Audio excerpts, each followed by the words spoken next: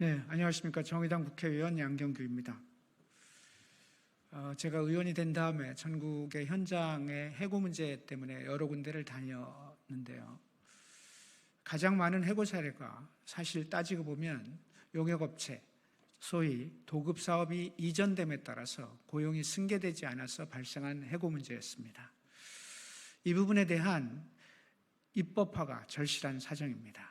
오늘 저는 도급사업 이전에 따른 해고 제한법을 발의하겠다라고 하는 약속을 여러분 앞에 드립니다. 우리나라 노동관계법에는 간접고용 노동자의 고용보장을 의무화하는 규정이 없습니다.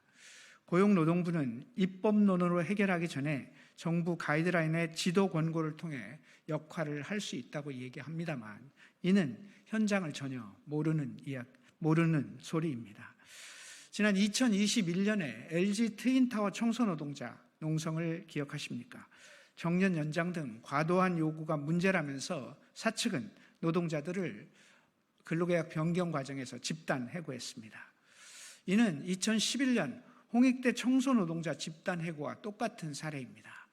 그 사이에 10년이 흘렀지만 10년이 지나는 동안에도 여전히 간접고용 노동자, 용역업체 노동자의 고용 승계 문제는 전혀 변하지 않고 있습니다. 어디 여기뿐이겠습니까? 오늘 기자회견에 참석한 많은 사업장에서도 이와 같은 일들이 벌어지고 있고 이 과정에서 정리해고라는 이름으로 고용 승계가 되지 않는 일이 허다하게 벌어지고 있습니다. 간접고용이 이처럼 판을 치는 이유는 무엇이겠습니까? 노동관계법상 사용자 책임을 회피하기 위해서입니다. 그 결과 사용자로서 부담해야 할 최소한의 비용마저 책임지지 않고 중간 착취로 인해 노동자와 사회가 고통을 받고 있습니다. 용역업체 변경으로 노동자들이 더 이상 고용 불안에 시달려서는 안 됩니다. 이번 근로기준법 일부 개정 법률안은 도급사업의 수급사업체가 변경되더라도 노동자의 권리 또는 의무를 승계하는 법입니다. 공동 발의를 추진하고 있습니다. 5월 국회에서 해당 법안이 활발히 논의되기를 기대합니다. 21대 국회가 얼마 남지 않아서 이 법안이 상임위와 본회의를 통과할지는 미지수이긴 합니다만 그것이 언제가 됐든 이 법안은 반드시 통과돼야 될 법입니다. 그래서 오늘 이 법안의 발의를 여러분들께 알리고 기자회견을 하고 있습니다. 이어서 각 현장에서 이런 일들이 어떤 양상으로 나타나고 있는지에 대한 말씀들을 해주시도록 하겠습니다. 맨 먼저 군산 미군기지 캐셔 노동자인 이수영 노동자, 그리고 평택 안성지역 노동조합 경비원 노동자이신 유강은 노동자, 부산 태종대 다누비 열차 간접고용 노동자인 김은정 노동자, 전주 리사이클링 타운 이태성 노동자, 그리고 이와 같은 일들을 책임지고 같이 고민하고 계신 하은성 노무사, 이와 같은 순서로 말씀을 전하는 시간을 갖도록 하겠습니다. 순서대로 제가 말씀드리겠습니다. 안녕하세요. 저는 이수영입니다.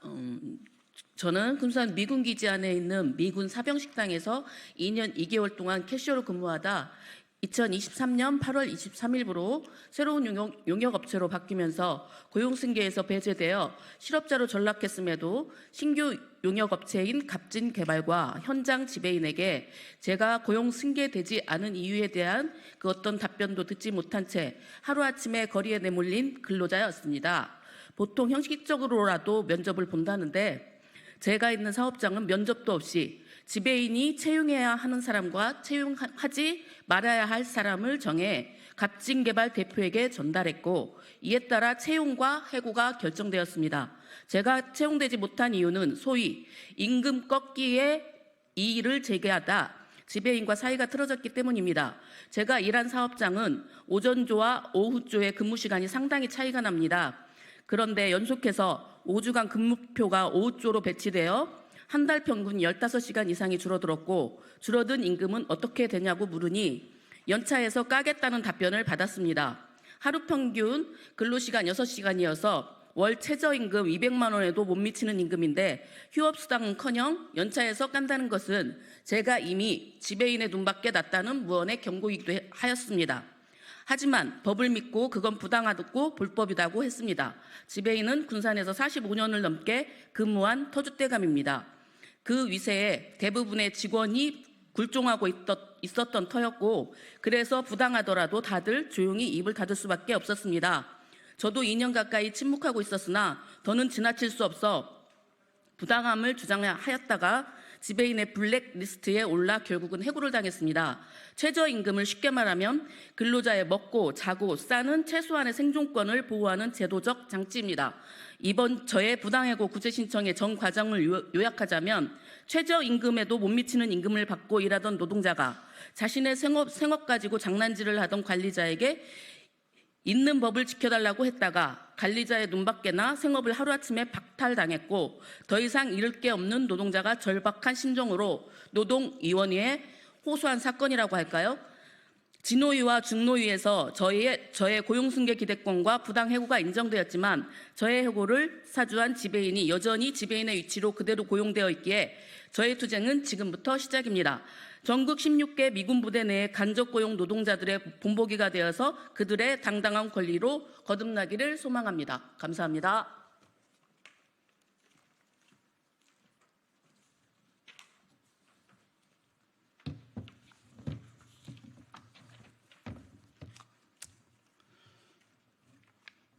네, 안녕하십니까. 저는 평택에 있는 삼성아파트에서 3년 넘게 일해오다가 노동조합 조합원이라는 이유로 아파트 입주자 대표회의와 관리소장 측이 경비업체를 변경해가며 바뀐 경비업체로부터 경비청소원 11명 중에 오로지 저만 고용승계를 거부, 억울하게 부당해고당한 경비원 유광입니다. 우리 경비청소 노동자들은 오직 나이가 많다는 이유 하나로 아직 일할 수 있는 조건임에도 취직하기가 매우 어려운 것이 어제 오늘의 현실입니다. 정년퇴직하고 나이가 들어 할 수 있는 일이 경비와 청소하는 일밖에 없어 할 말도 못하고, 경비업체가 아파트 관리소 측으로부터 시키면 시키는 대로 하라면 하라는 대로 휴게 시간과 휴게실 근무 환경 등등이 매우 열악함에도 아무 말 없이 묵묵히 일만 하고 있는 실정입니다. 정부와 지자체에서도 노인 복지와 노인 일자리 정책을 늘려가려고 노력하고 있는데도 현장에서는 아직도 정책에 다가가려는 노력이 전혀 보이질 않습니다. 그리고 3개월 쪼개기 계약으로 고용 불안을 야기하고 1년 미만 퇴직 및 이직으로 퇴직금 및 연차 수당도 제대로 못 받고 울며 겨자 먹기식으로 이 업체 저 업체 떠돌아다니고 있는 실정입니다.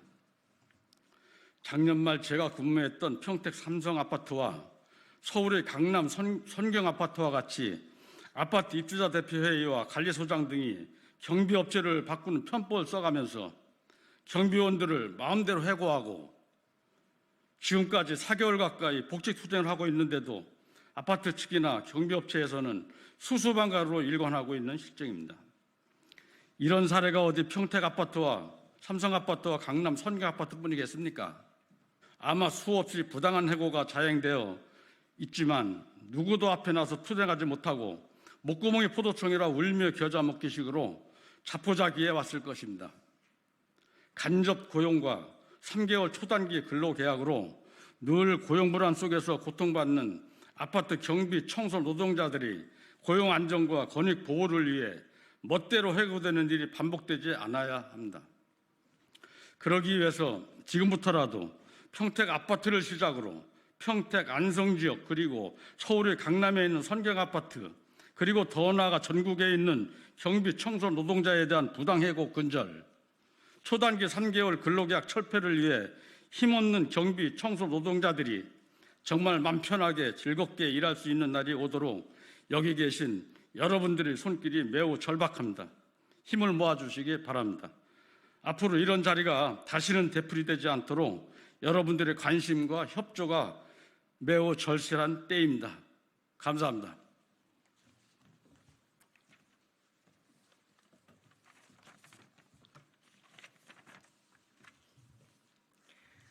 안녕하십니까. 저는 부산의 관광명소 중 하나인 태종대 유원지 다누비 열차에서 2016년부터 근무 중인 노동자입니다. 부산시 산하 공기업인 부산관광공사가 운영 중인 다누비 열차는 1년마다 입찰받은 용역업체가 바뀌면서 열심히 일하고도 매년 신입사원이 돼야만 하고 숙련도가 쌓여도 급여는 최저시급으로 매년 연차도 동일합니다. 그러다 보니 불안정한 고용 형태에 고용승계 과정 또한 공정하지 못해 노동자들은 연말만 되면 서로 눈치를 보며 노심초사할 수밖에 없습니다. 그러던 차에 저희 노동자는 전국민주 일반노조에 가입해 고용승계와 퇴직금 지급을 요구했지만 회사와 반대되는 쟁의 행위를 했다는 이유로 급기야 2024년 1월 1일자로 6명의 노동자가 고용승계가 되지 않아 부당하게 해고가 되었습니다. 해당 용역업체가 인원을 줄인 특별한 사정으로 말한 것은 부산관광공사의 위탁관리 용역 가업지시서상의 인원이 줄었다는 이유였습니다. 분명 저희는 매년 용역업체만 바뀔 뿐 동일한 장소에서 동일한 업무를 수행하고 있고 짧게는 1년, 오래된 노동자는 9년 가까이 일하고 있으며 여러 차례 고용이 승계되었던 가능이 존재하고 고용 승계에 대한 신뢰가 형성되었기에 근무하는 노동자들의 갱신 기대권 또한 인정받아야 할 것입니다. 하지만 현실은 그렇지 못한 것이 사실입니다. 비단 관광공사뿐만 아니라 용역 노동자들을 채용하는 모든 공공기관 및 공기업들이 정부의 용역 근로자 보호 지침과 근로조건 이행 확약서, 입찰 공고 및 위탁관리 용역 가업 지시서에 명시되어 있는 고용 승계를 권고사항이나 유명무실한 법제도가 아닌 강제성 있는 법으로 만들어 용역 근로자들이 고용 불안이나 시달리거나 부당하게 일자리를 잃지 않도록 여기 계신 위원님들의 해안과 중지를 모아주시기를 간곡히 부탁드리는 바입니다.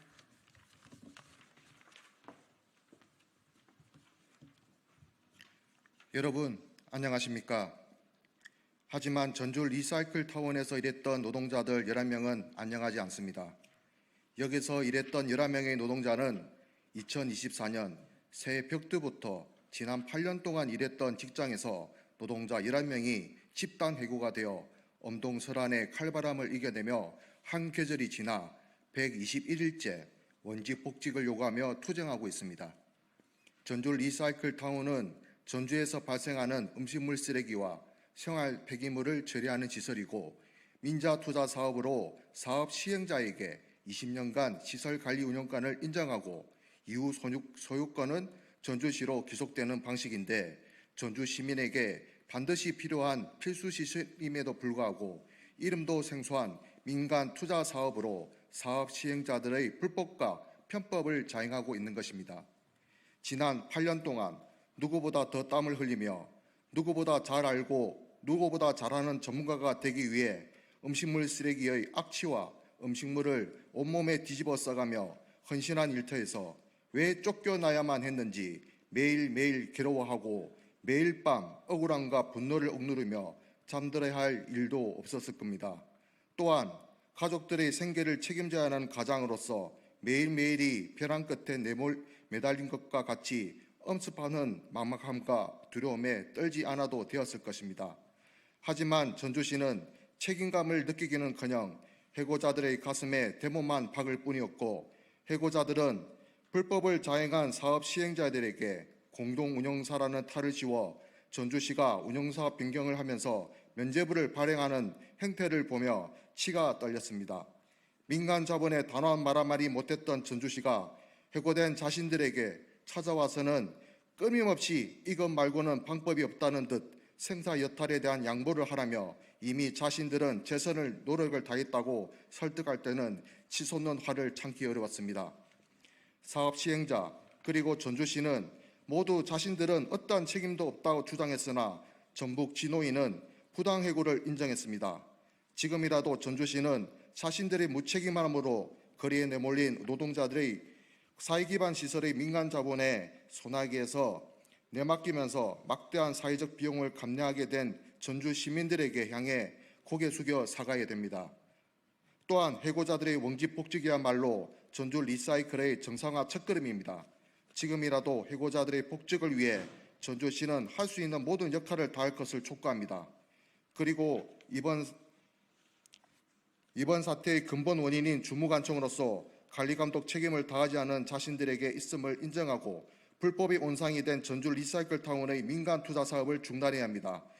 투쟁은 벌써 4개월이 넘어가고 있습니다. 사필 규정이라는 마음가짐으로 오늘은 오늘의 투쟁을 그리고 내일은 내일의 투쟁을 이어나갈 것입니다.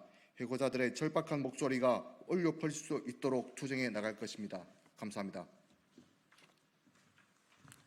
네, 마지막 발언하도록 하겠습니다. 앞서 보신 것처럼 오늘 이 자리에는 전국 각지의 노동자들이 자신의 권리를 찾기 위해서 모였습니다. 이 노동자들이 모인 이유는 단순해서 오히려 비장합니다. 물가 상승률에 맞는 임금 인상을 요구하거나 높은 성과급을 요구하는 것도 아닙니다. 단지 내가 일하던 그곳에서 계속해서 일할 수 있는 권리, 그 권리를 보장해달라는 것입니다. 간접고용제도 하에 용역업체 변경이라는 자신의 책임 없는 사유로 직장을 잃고 한순간에 내쫓기는 것을 막아달라는 것입니다. 근로기준법 제23조 제1항은 사용자의 해고에 정당한 이유를 요구하고 있습니다. 정당한 이유 없이 해고하지 말아달라는 이 당연한 요구가 간접고용이라는 외피를 두르면 무리한 요구로 탈바꿈하거나 법원 판례와 해석론에 의해 때로는 어떤 판사나 공익위원을 만나느냐에 따라서 결론이 달라지고 나의 신분이 달라집니다. 그러다 보니 현장 소장의 눈밖에 나지 않기 위해 부당함을 감수하고 보이지 않는 곳에서 눈물을 삼키며 사용자의 각종 불법 행위들을 용인하게 됩니다. 이 환경을 바꿔보자고 노동조합에 가입하면 헌법상 권리인 노동 3권을 행사했다는 이유로 고용승계 명단에서 배제해버리는데 누가 감히 문제 제기를 할 수 있겠습니까? 위법행위를 지시하는 이 사용자의 기세가 등등해지게 만드는 것이 결국 지금의 근로기준법입니다. 결국 이 엉킨 매듭을 풀 수 있는 유일한 방법은 입법입니다. 2011년에 홍익대 청소 노동자 집단해고에서부터 10년이 지난 2021년 LG 트윈타워 집단해고 사건, 그리고 이후 3년이 지난 지금에도 이어지는 군산 미군기지, 평택 아파트, 부산 태종대, 전주 리사이클링 타운에 이르기까지 수많은 노동자들이 입법의 공백으로 인해 눈물을 쏟으며 거리로 나오고 있습니다. 하물며 용역업체 변경으로 해고당했지만 오늘 이 자리에 나오지 못한 수많은 노동자들이 없겠습니까? 고용승계 기대권이라는 벽에 막혀 구제 신청을 할 엄두를 내지 못한 노동자들이 훨씬 더 많을 것입니다. 이 처참한 현실을 바꾸기 위해서는 하루빨리 법안을 통과시켜야 합니다. 지금 이 순간에도 계약 만료일이 다가올 때마다 마음을 졸이는 노동자들이 있습니다. 근로기준법은 사용자의 무차별한 해고를 금지하고 그 사유와 절차에 대한 제한을 두고 있습니다. 그 이유는 해고는 노동자의 생존을 위협하기 때문입니다. 간접고용이라는 외형으로 해고 제한 규정을 형해화하는 것을 금지하는 것은 더 이상 미룰 수 없는 숙제입니다. 잠자고 있는 LG 트윈타워 집단해고 방지법을 깨우고 이 도급사업 이전에 따른 해고 제한법을 발의하여 5월 국회에서 법안을 통과시켜야 합니다. 21대 국회에서 이 논의를 끝맺지 못한다면 22대 국회는 반드시 이 법안을 최우선적으로 논의해야 할 것입니다. 그것이 이 근로기준법의 취지를 되살리는 유일한 길일 것입니다. 감사합니다. 네, 현장의 목소리 잘 들으셨을 거라고 생각합니다. 언론인 여러분, 이 사안은 제가 보기에 여러분들이 한번 집중적으로 취재해서 한 번쯤 다뤄볼 만한 주제가 아닐까 싶습니다. 전국의 이 용역업체 변경에 따른 해고 문제는 굉장히 심각하고 만연되어 있는 문제이기 때문에 여러분들의 각별한 관심을 부탁을 드리겠습니다. 관련된 참고 자료나 관련된 자료들이 필요하시면 저희 의원실에서 언제든지 여러분과 협조하도록 하겠습니다. 아울러 오늘 오후 2시 이와 관련된 전국의 노동자들이 함께하는 용역업체 변경 시 근로관계 승계에 따른 입법 토론회를 오늘 오후 2시 국회의원회관 내에서 개최할 예정이 오니 여러분들께서 추가로 취재를 부탁드리겠습니다. 고맙습니다. 수고하셨습니다. 수고하셨습니다.